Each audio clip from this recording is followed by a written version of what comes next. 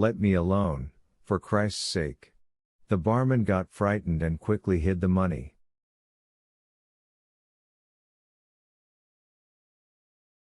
The woman laughed. "To the hairy devil with you, skinflint. I was joking." And she went downstairs. The barman slowly got up, raised his hand to straighten his hat, and realized that it was not on his head.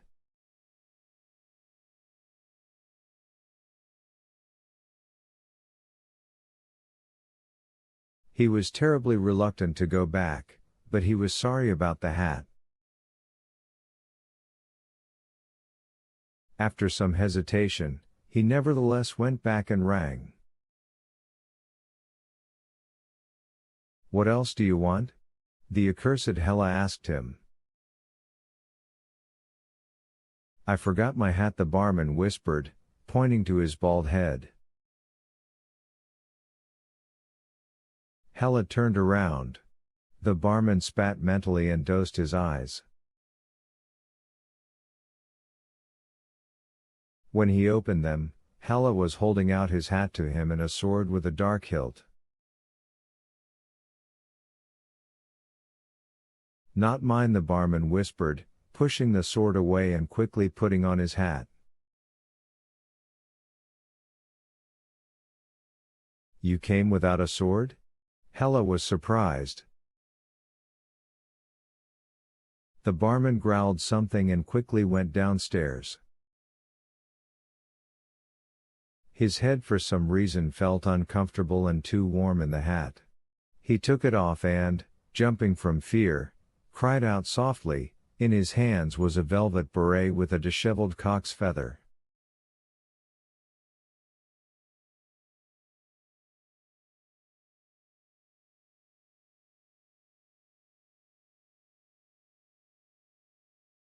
The barman crossed himself.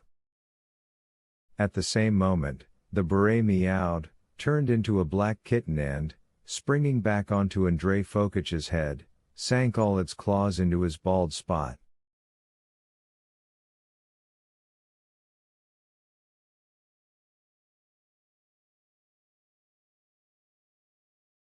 Letting out a cry of despair, the barman dashed downstairs, and the kitten fell off and spurted back up the stairway.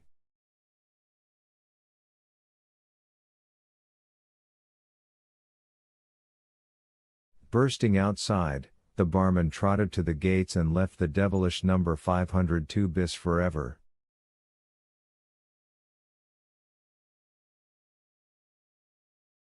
What happened to him afterwards is known perfectly well. Running out the gateway, the barman looked around wildly, as if searching for something.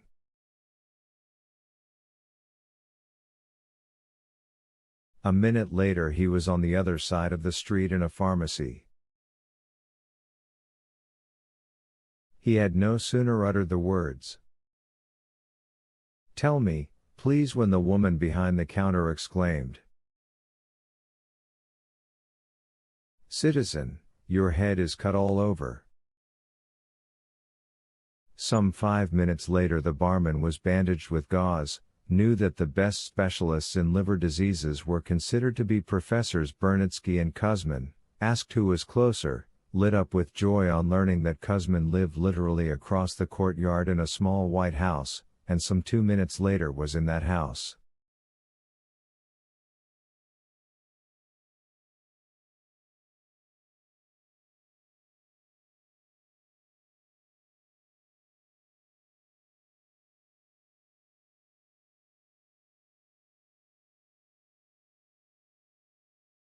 The premises were antiquated but very, very cozy.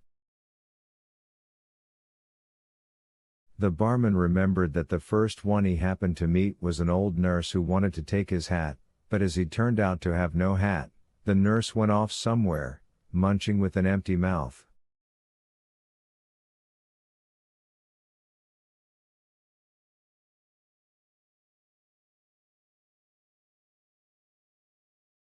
Instead of her, there turned up near the mirror and under what seemed some sort of arch, a middle-aged woman who said straight away that it was possible to make an appointment only for the 19th, not before.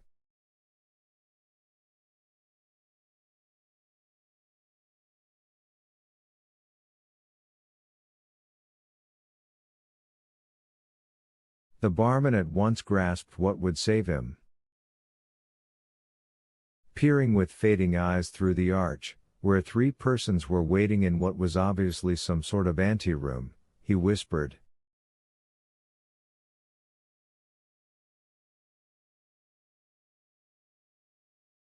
"Mortally ill."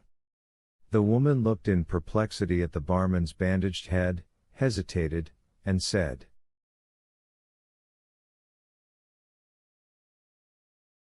"Well, then," and allowed the barman through the archway. At that same moment the opposite door opened. There was the flash of a gold pince-nez. The woman in the white coat said,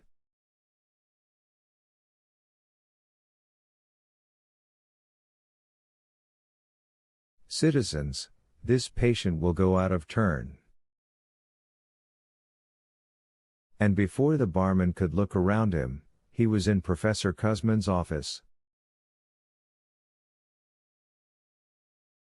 There was nothing terrible, solemn or medical in this oblong room. "What's wrong with you?" Professor Kuzman asked in a pleasant voice, and glanced with some alarm at the bandaged head.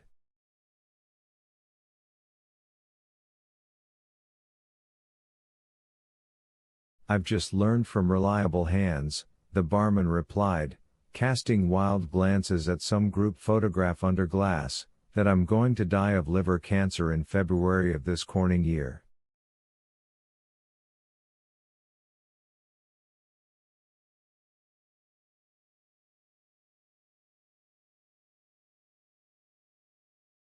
"I beg you to stop it."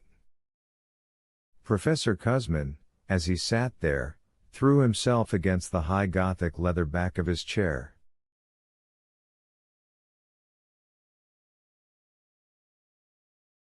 "Excuse me, I don't understand you. You've, what, been to the doctor?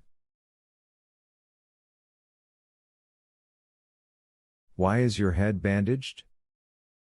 "Some doctor. You should have seen this doctor," the barman replied, and his teeth suddenly began to chatter. "And don't pay any attention to the head, it has no connection. Spit on the head, it has nothing to do with it."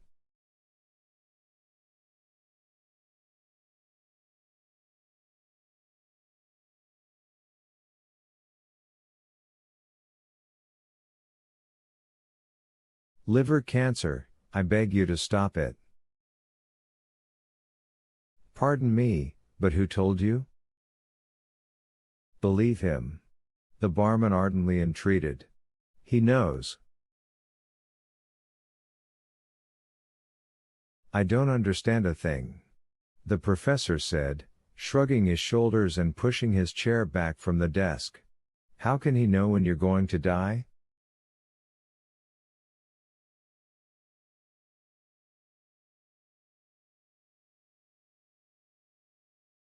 "The more so as he's not a doctor." "In Ward 4 of the clinic of the 1st MSU, replied the barman. Here the professor looked at his patient, at his head, at his damp trousers, and thought.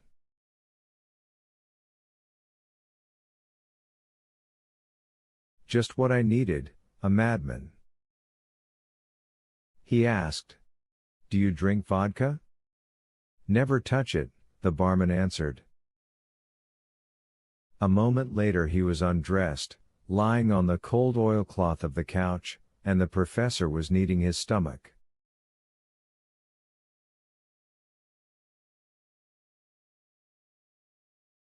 Here, it must be said, the barman cheered up considerably. The professor categorically maintained that presently, at least for the given moment, the barman had no symptoms of cancer, but since it was so, since he was afraid and had been frightened by some charlatan, He must perform all the tests. The professor was scribbling away on some sheets of paper, explaining where to go, what to bring.